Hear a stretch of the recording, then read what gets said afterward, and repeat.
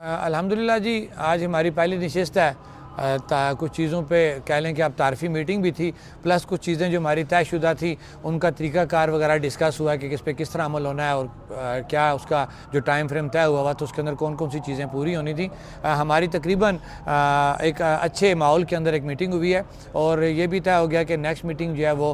مظفر آباد میں ہوگی اور اس کا باقاعدہ ایجنڈا پہلے جاری کیا جائے گا اور انشاءاللہ امید رکھتے ہیں کہ جو نیکسٹ میٹنگ ہے اس سے پہلے ہماری تقریباً چیزیں سیٹل ہو جائیں گی ساری۔ صاحب یہ بتائیں کہ آج کیا کوئی نئے جو مطالبات وہ ہمیں سننے میں آ رہے ہیں کہ کوئی ایف آئی آرز کے حوالے سے یا دیگر چیزوں کے وہ بھی آپ نے نہیں نئے اس طرح کے نہیں، ساری پرانی ہیں وہ آلریڈی ہماری چیزیں۔ ہاں کچھ جگہ پہ اوور رولز ہو رہا تھا،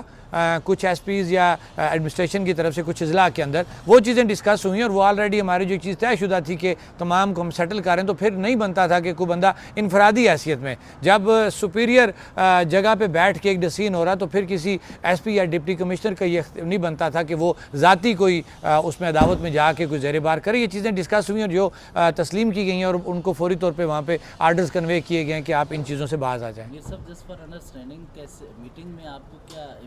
توقع یا کیا امکان نظر آیا کہ مثبت ہیں چیزیں؟ بالکل میں آپ کے سوال سے پہلے جواب دوں گا۔ امیر مقام صاحب سے ہماری پہلی جو نشست ہوئی ہے، بڑے کلیئر انسان ہیں اور ہم نے اندر بھی ان کو کہا ہے کہ آپ بالکل وہ سیدھی بات کر رہے ہیں اور بالکل انہوں نے اندر بھی یہ کہا کہ جو باتیں ہم نے ان سے طے کی ہوئی ہیں وہ ہم نے پوری کرنی ہے۔ تو پھر میں نہیں سمجھتا کہ اس سے کوئی دوسری بات یا بدگمانی کی جائے۔ اللہ سے بہتری کی ہمیشہ امید رکھنی چاہیے اور جہاں پہ ہم اب اس کی مخلوق میں بیٹھے ہیں تو امیر مقام صاحب ایک جگہ کو ریپرزینٹ کر رہے ہیں، تو میں ان سے کافی متاثر ہوں کہ ایک ذمہ دار انسان ہے اور انہوں نے پہلے دن سے اس وقت تک جو بات ہے اس پہ قائم ہے اور انشاءاللہ یہ چیزیں ہماری سیٹل ہوں گی۔ میٹنگ کب ہوگی؟